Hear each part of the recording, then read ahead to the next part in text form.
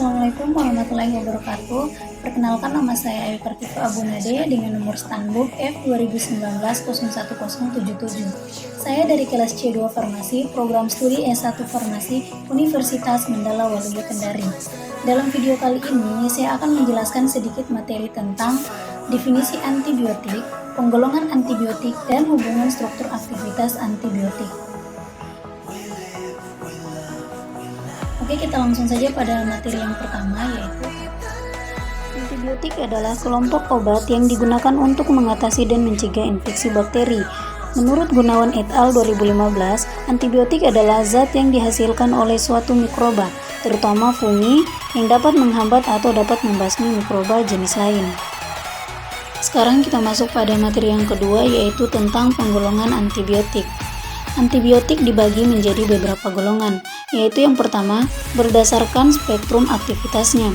Antibiotik dibagi menjadi dua bagian, yaitu antibiotik dengan spektrum luas dan antibiotik dengan spektrum sempit. Antibiotik yang berspektrum luas bekerja pada semua jenis mikroba, baik mikroba gram positif maupun gram negatif. Sedangkan antibiotik yang berspektrum sempit bekerja terhadap beberapa jenis bakteri saja. Maksudnya di sini, dia termaksud dalam antibiotik yang hanya aktif pada salah satu mikroba, baik itu gram positif saja dan gram negatif saja. Yang kedua, berdasarkan tempat kerjanya. Antibiotik bekerja di dinding sel, membran sel, asam nukleat, dan ribosom. Yang ketiga yaitu penggolongan antibiotik berdasarkan struktur kimianya. Dibagi menjadi antibiotik beta-laktam, turunan emfonikol, tetrasiklin, aminogloksida, makrolida, polipeptida, linkosamida, polien, ansamisin, dan turunan antrasiklin dan fosfomisin. Pada hubungan struktur aktivitas antibiotik ini, kita akan lebih fokus membahas tentang hubungan struktur aktivitas antibiotik turunan tetrasiklin dan hubungan aktivitas antibiotik turunan amfenikol. Aktivitas biologis suatu obat diperoleh setelah terjadi interaksi senyawa dengan molekul spesifik dalam objek biologis. Interaksi ditunjang oleh spesifisitas sifat fisika kimia yang tinggi. Aktivitas obat berhubungan dengan sifat fisika kimia obat dan merupakan fungsi dari struktur. Dapat kita lihat pada gambar. Sebelum suatu obat bisa memberikan aktivitas terapi, obat tersebut harus berikatan terlebih dahulu dengan reseptor, lalu memberikan drug reseptor kompleks atau kompleks obat reseptor.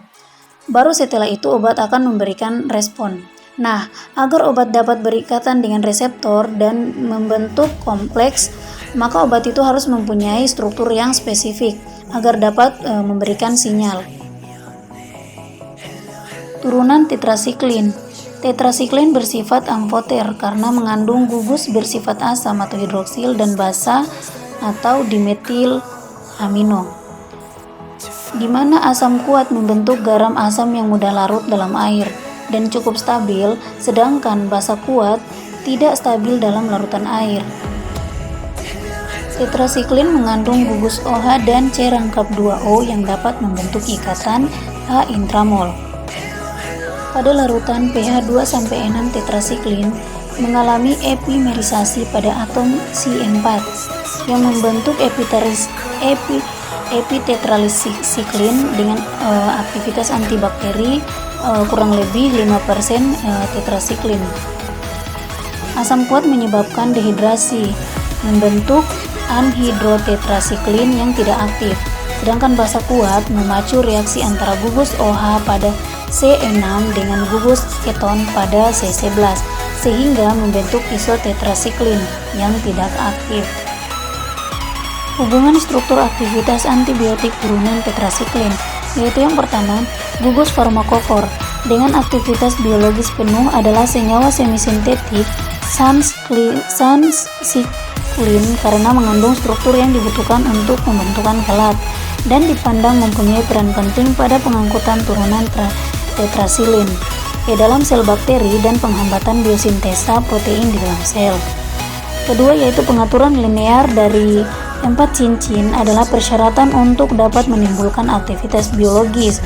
Konfigurasi pusat kiral pada C4, C4A, dan C12A sangat penting untuk aktivitas. Konfigurasi pada C5A dan C6A kemungkinan dapat berubah-ubah. Sistem fenol diketon pada cincin BCD adalah planar dan penting untuk aktivitas, sedangkan cincin AB dapat mengalami perubahan bentuk konformasi. Penambahan atau pengurangan jumlah cincin dan pembentukan cincin menyebabkan senyawa kehilangan aktivitas. Yang ketiga, adanya dua sistem elektron yang berbeda. Cukup penting untuk aktivitas bakteri. Perluasan atau pengurangan gugus kromofor menyebabkan penurunan atau hilangnya aktivitas substituen yang dapat meningkatkan kemampuan donor elektron dari gugus fenol diketon akan meningkatkan aktivitas. 4. Adanya gugus 4 dimetil amino penting untuk pembentukan ion Zwitter untuk distribusi optimum dalam tubuh dan untuk aktivitas in vivo. Kelima, ada gugus 2 karbonamid. Hanya gugus karbonil yang penting untuk aktivitas. Yang keenam, daerah hidrofob dari C3 sampai C9 dapat diubah dengan cara yang bervariasi, asal tidak mempengaruhi bentuk konformasi esensialnya. Modifikasi pada C6 dan C7 menghasilkan turunan yang mempunyai stabilitas kimia yang lebih besar, memperbaiki sifat farmakokinetik, dan meningkatkan aktivitas antibakteri. Turunan amfenikol adalah antibiotika yang terdiri dari kloramfenikol dan senyawa sintetik analognya, merupakan senyawa bakteriostatik dengan spektrum luas, bersifat mudah larut dalam lemak sehingga mudah menembus sel bakteri. Contohnya kloramfenikol dan tiamfenikol. Berikutnya yaitu hubungan struktur aktivitas antibiotik turunan amfenikol. Yaitu pertama, modifikasi pada cincin benzen. A. P-nitrobenzen dapat diganti dengan binefil 4-brombinefil atau 4-metil bifenil tanpa kehilangan aktivitas antibakteri secara bermakna. B. Penggantian gugus fenil dengan gugus aromatik atau siklik lain seperti sikloheksil, puril, naftil, piridil, quinolin, dan tienil menghilangkan aktivitas. C. Penggantian gugus nitro dengan gugus penarik elektron kuat seperti asetil atau metisulfonil. Senyawa tetapi aktif sebagai antibakteri. D. Pemindahan gugus nitro ke posisi orto atau meta juga menurunkan aktivitasan antibakteri. Kedua yaitu rantai samping asli sangat penting untuk aktivitas antibakteri. Peningkatan ukuran rantai menyebabkan penurunan aktivitas. Ketiga yaitu sterokimia sangat berperan untuk aktivitas antibakteri karena kloramfenikol mempunyai dua pusat kiral, maka dapat membentuk 4 isomer yaitu gram negatif treo, gram positif treo, gram negatif eritro, dan gram positif eritro. Dari keempat isomer tersebut yang aktif sebagai antibakteri hanyalah isomer D, gram negatif treo. Keempat yaitu penggantian dua gugus hidroksil, perluasan atau pemendekan gugus CH2OH ujung, dan substitusi atom H pada C2 menghilangkan aktivitas antibakteri. Kelima yaitu penggantian atom dikloro dengan dibromo menurunkan kekuatan antibakteri, sedangkan penggantian dengan gugus CF3 dapat meningkatkan aktivitas 1,7 kali terhadap E. coli.